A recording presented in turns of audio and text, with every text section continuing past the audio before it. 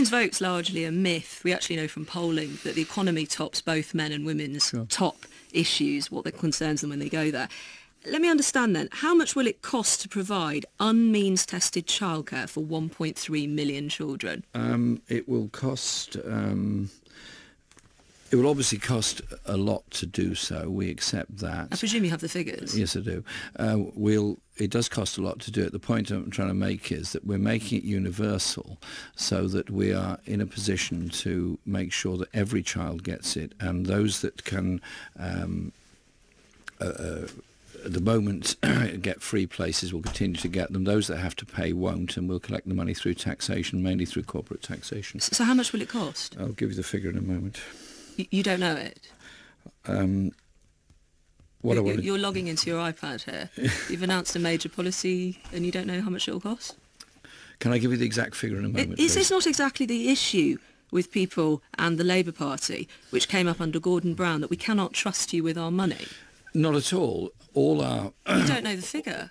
All of our manifesto is fully costed and examined. But you're holding a manifesto, you're flicking through it, you've got an iPad there, you've had a phone call while we're in here, and you don't know how much it's going to cost. Can we come back to that in a moment? What, when you've looked it up? Well, look... my point is, it's quite troubling. This is a policy you're launching today, Mr Corbyn, and you don't know how much it's going to cost.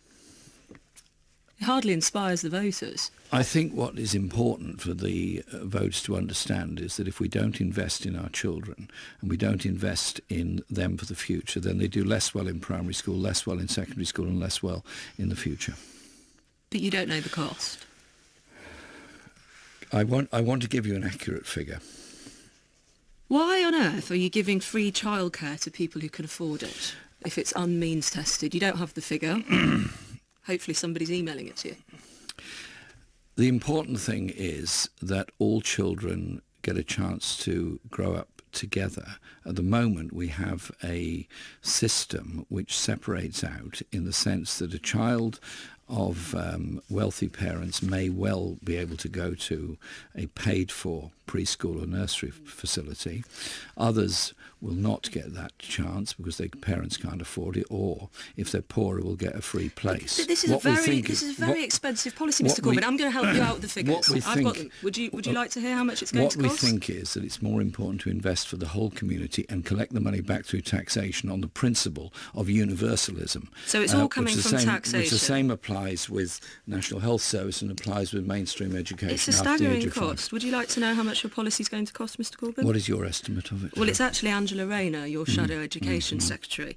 2.7 billion and then 4.8 billion plus that, with £500 million to reverse the cuts to the Sure Start scheme. Does that sound about right? It does sound correct, and the importance of restoring Sure Start is that this Conservative government has actually cut a lot of Sure Start centres and closed a lot of them down, and that has damaged the chances of a lot of children. We've now got to